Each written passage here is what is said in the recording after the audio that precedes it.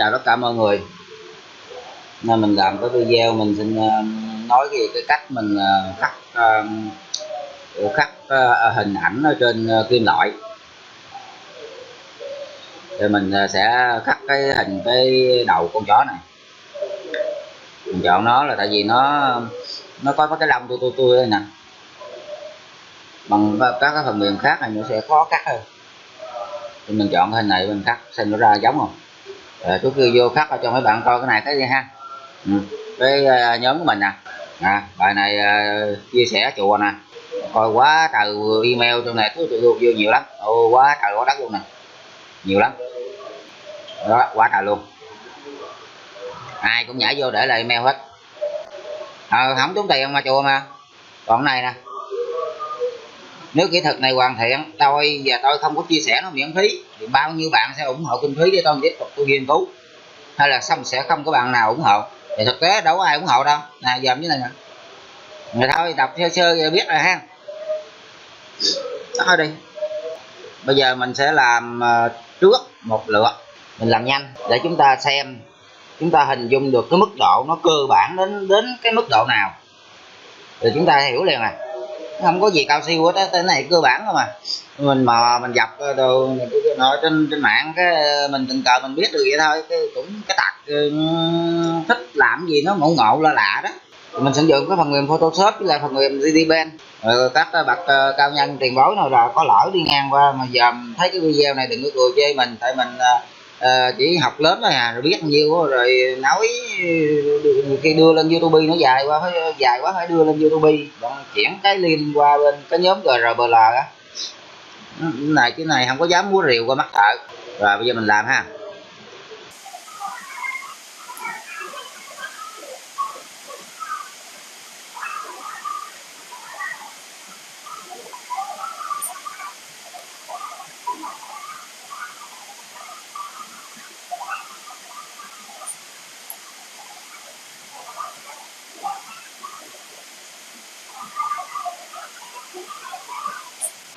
Rồi vậy là xong cái phần hình ảnh đó. Bây giờ mình sẽ sử dụng cái phần mềm GTPaint.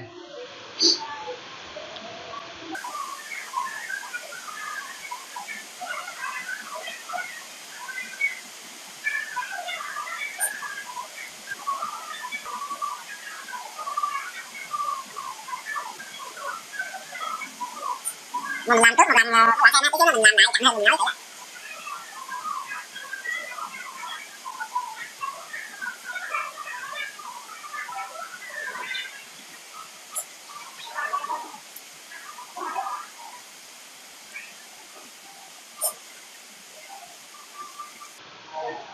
Rồi chúng ta thấy là bây giờ mình đã xong cái phần xuất G-code rồi, mình có được cái mã G-code đây rồi, mình mô phỏng cho mọi người xem ha.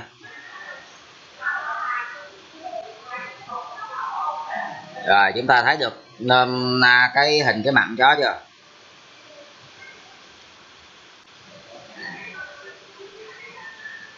Cái phần đậm phần nhạt chúng ta dòm chỗ này nè, tới chỗ này, ở chỗ này chúng ta thấy nó đã khác nè đó. Rồi bây giờ mình nói lại ha, mình làm chậm lại đó. Thì nó gồm những cái cơ bản này thôi chứ không có gì cao siêu hết đó, làm nhanh tốc thành vậy đó. Chửi mình mò có biết à, giờ để cái này giờ mò không có biết, giờ nhập cái hình này vô rồi giờ muốn bỏ cái hình khác vô không biết làm sao ha. Giờ phải tắt rồi xong cái mở lại mới được, tại mình mò mà mình đâu có biết đâu, học lớn được có nhiêu đó, có vụ mà tắt hình để biết. Rồi bây giờ mình mở cái hình vô ha. Đây, công việc đầu tiên của chúng ta là chúng ta sẽ chuyển nó qua cái ảnh trắng đen. Mục đích này là chúng ta sẽ xử lý cái hình ảnh ban đầu để chúng ta đưa vào cái phần mềm GTPaint để nó nhận dạng được, nó hiểu được và nó xuất cái mã G-code cho chúng ta được. Rồi xong bây giờ chúng ta sẽ chuyển qua trắng đen đó, là vô phần email nè, vô phần mod nè, Grayscale nè đó, chọn vô. Rồi tiếp theo chúng ta sẽ chỉnh độ sáng tối của nó, chỉnh sao nhìn vừa mắt thôi. Chúng ta khắc cái này thì chúng ta sẽ khắc cho nó càng tối càng tốt. Càng tối thì cái dung lượng mà khi xuất cái file G code nó sẽ càng nhỏ.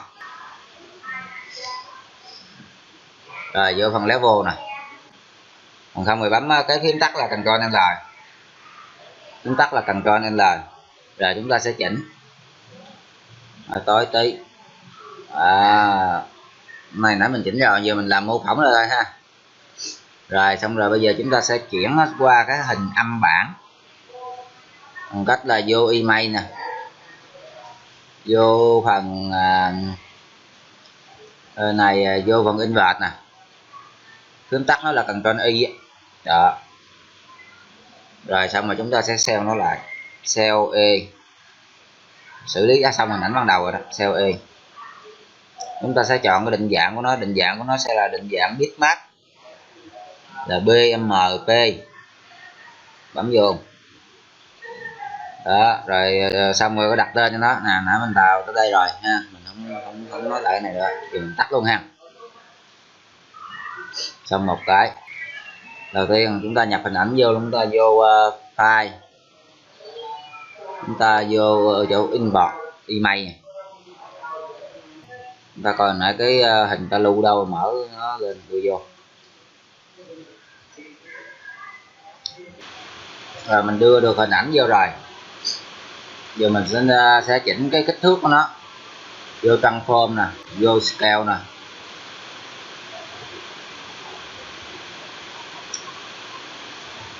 Giờ chỉnh kích thước cho nó ít trước ha, mình chỉnh là còn 30. Thì chúng ta sẽ thấy dưới này tỷ lệ phần trăm nè. Muốn cái hình chúng ta không biến dạng thì mình sẽ copy cái tỷ lệ phần trăm này, mình dán dưới này để ở dưới nó sẽ y chang vậy, nó co giãn đều nhau hết, nó không có bị méo cái hình.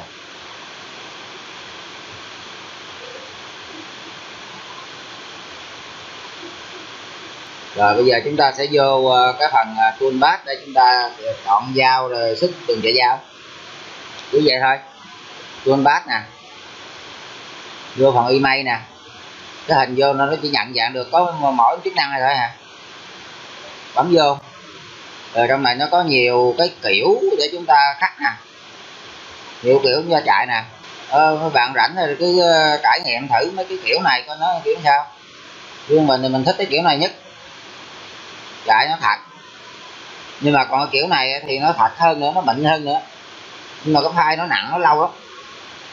Tùy mọi người thích chạy kiểu nào rồi chạy, mình cho thích chạy kiểu này ha.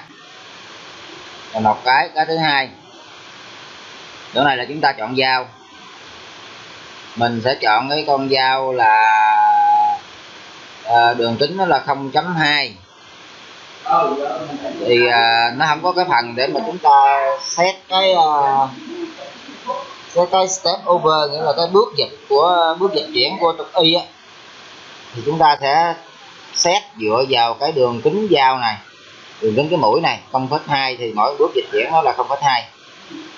Chọn dao 0.3 mỗi bước dịch chuyển là 0.3, mà chọn dao 5 mm thì nó dịch chuyển một bước là 5 mm vậy thôi. Rồi xong rồi bấm ok. Quên còn chỗ này thì chúng ta để chiều sâu cắt nó ít thôi, đừng để nhiều, mà để bằng không. Mình mò mình biết vậy thôi chứ mình không hiểu sao cái này nó là dày á, biết vậy thôi à. Rồi xong rồi chúng ta bấm cho nó chạy lên một được để chúng ta thấy.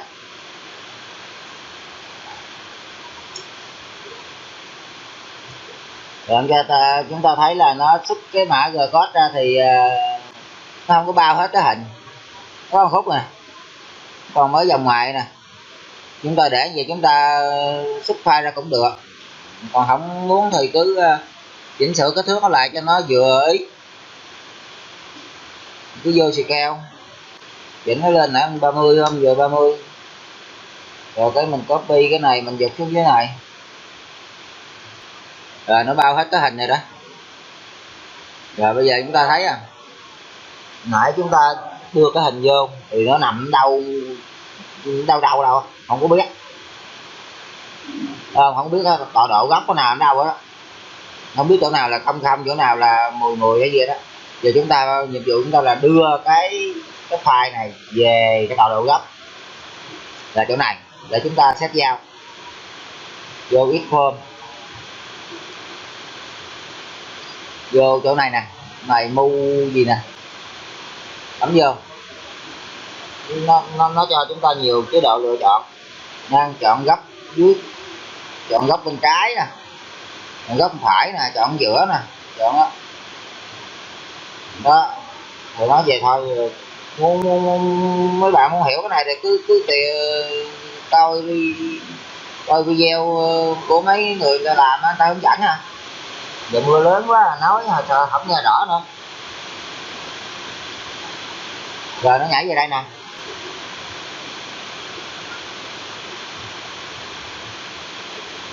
rồi cái file cái này là cái đường chạy giao của mình. Bây giờ mình xuất mã Gcode nè, thì vô toolbar nè, vô phần export toolbar nè, này không biết đọc gì đúng không nữa, vô đây đi. Rồi này hỏi mình đặt cái tên gì, đặt lưu ở đâu, lưu desktop đây, để mình lưu desktop rồi nãy mình lưu đây, giờ mình lưu chồng cái file này luôn. Nó hỏi có thay thế không, vừa thay thế ra cái bảng này, ta cứ chọn đây rồi Market Toolbar dưới nè. Mình thấy ta làm vậy chứ không có hiểu làm sao phải chọn vậy, rồi chọn cái khác có làm sao không mình cũng chưa có thử nữa. Mình cứ làm vậy đi, rồi bấm OK. Như vậy là nó đã xuất ra cái mã Gcode xong như chúng cho ta rồi. Rồi nó xuất ra cái này nè, nó xuất ra cái file, cái đuôi là ENG. Thì nó xuất ra cái file này chưa có chạy được, phải xuất ra cái file .nc mới chạy được. Bây giờ phải sử dụng một cái phần mềm chuyển đổi cái file ENG chuyển ra thành Gcode. Vô đây A nãy nè, bấm vô. Cái này là nó cho chúng ta chỉnh lại cái tốc độ của máy, thì tùy theo máy của mỗi người. Nhưng mà khắc cái này là để nhanh là không ổn đâu. Để cái máy của mình tốc độ maximum nó đạt được là 3.500, chạy ổn định là 3.000, nhưng mà mình chỉ để 600 thôi, không dám để nhiều. Nó để nhiều nó đang chạy nó bị tủn như gì, mất tội lắm. Rồi bấm vô phần này để chúng ta tùy chọn bên dưới. Cái này là cái file ban đầu nè, cái đầu của cái file nó sẽ ra những cái này. Mình không thích thì mình bỏ nó đi, mình thêm hình những cái khác theo ý của mình, mà khỏi mất công sửa nữa. Cái phần đích nè, phần đích tôi dấu phần trăm là muốn thêm gì nữa thêm, không thêm thôi. Rồi cái này là cái chiều cao, cái chiều cao an toàn của nó làm xong cái gì đó nó rút cái dao lên chiều cao 10, rồi cái chiều cao nó chạy xuống để nó chuẩn bị gia công là 5 mm. Đó, thích thì sửa, không thích thì thôi. Mình thì mình để đây để hồi mình chỉnh sửa cái mã Gcode lại cho nó dễ nhận biết. Bấm cái này rồi nó xuất file xong rồi xong rồi tắt. Thì đây là cái file này. Giờ mở file này lên bằng cái phần mềm Kimco Edit. Có nhiều bạn sẽ nhầm lẫn, và cái phần mềm Kimco Edit này nó là cái phần mềm sửa lỗi, là không phải nha. Phần mềm Kimco Edit là nó chỉ là cái phần mềm mô phỏng cái đường chạy giao thôi, còn sửa hay không sửa là do mình. Rồi bây giờ mình sẽ tắt cái này đi, tắt cái dao đi, giờ mình dễ. Chúng ta coi lại hình cái mặt con chó nè, như vậy là cắt được rồi đó. Nếu chúng ta không sửa để về máy chạy vẫn được, nhưng mà nó chạy nó sẽ bị lỗi như cái chỗ vạch vàng này nè, nó đang chạy nó dở dao lên, tại vì nó chạy luôn này không chạy nó dở dao lên rồi nó găm xuống cái nữa, nó thứ nhất nó mất thời gian cái. Rồi công việc của chúng ta là bây giờ tìm coi cái mã lệnh nó lỗi, sửa ngay mã lệnh đó. Chúng ta có thể sửa hàng loạt, rồi chúng ta có thể sửa từ từng cái một. Cái này thì mấy bạn chịu khó nghiên cứu cái mã Gcode nha, để biết tại sao mình chỉnh sửa như thế này. Rồi mình nói luôn là chỉnh sửa cái mã Gcode này là sử dụng cái phần mềm nào mà mở nó lên được là sửa được hết à, không nhất thiết là phải phần mềm này. Chúng ta dùng Ctrl H để chúng ta thay thế. tìm và thay thế nó. Bây giờ mình tìm trước, thường nó lỗi cái lệnh giờ không không, tại mình làm quen rồi thành ra mình nhìn vô cái mình biết là cái chỗ này nó lỗi.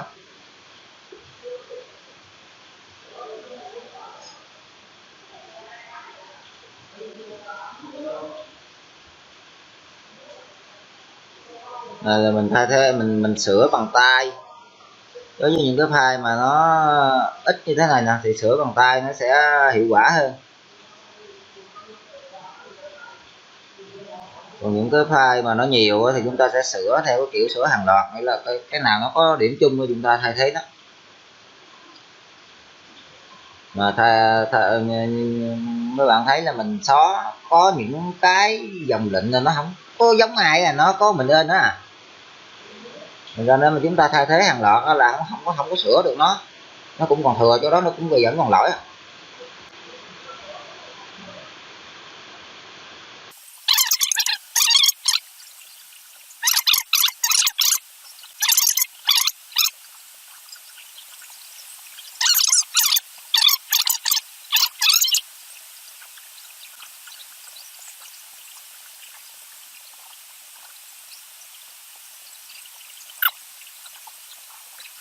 Xong chúng ta lưu nó lại.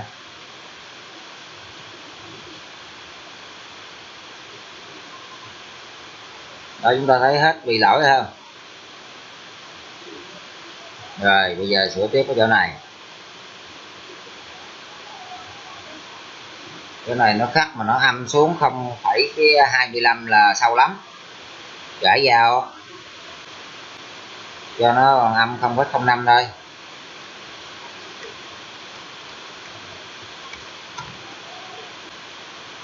Bây giờ nó sửa hàng loạt nè, nó thay thế một lần 17.000 mấy trăm cái lệnh đó.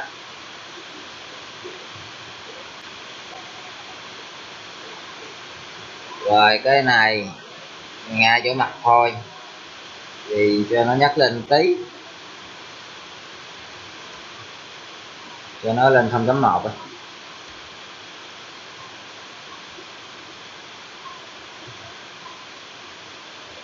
Để nó không có cạ mặt thôi. Rồi xem nó lại xong. Như là cái file của chúng ta đã chỉnh sửa xong rồi á.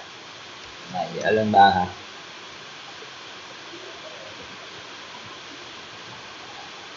Giờ chỉ việc bỏ vô máy ngồi giờ không chạy à. Rồi bây giờ sẵn đây mình nói luôn cái chỗ cái file này có thể là để sử dụng để chạy cái mọ chạy cho khắc laser, khắc chân sao. Để mình mô phỏng nó đi dễ nói. Khắc laser thì nó điều khiển cái lệnh điều khiển cái đầu laser là cái lệnh M M3.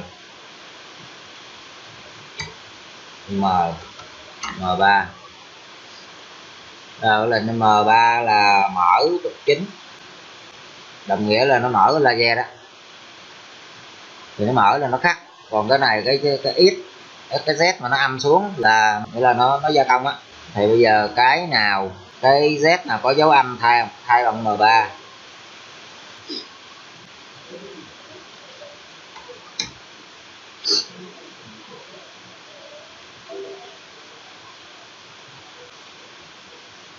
Rồi cái nào Z 0.1 thay bằng M5.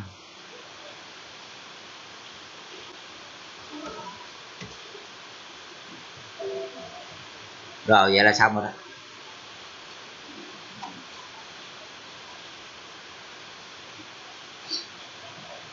Về mô phỏng rồi laser dài chứ sao.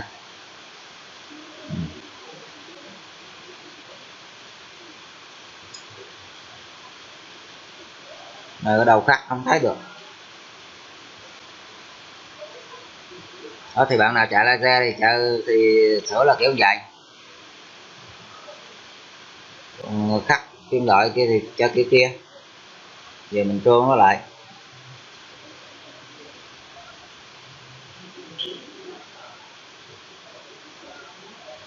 Rồi xong rồi giờ bỏ máy cho nó chạy thôi. Rồi bây giờ mình bắt đầu mình cho nó chạy nha. Trước khi chạy mình nói ở chỗ cái dao này nè. Dao này là cây sắt tròn của mình mài cho nó nhọn đót cái này nè, chứ nó không có cái gì cao siêu hết đó.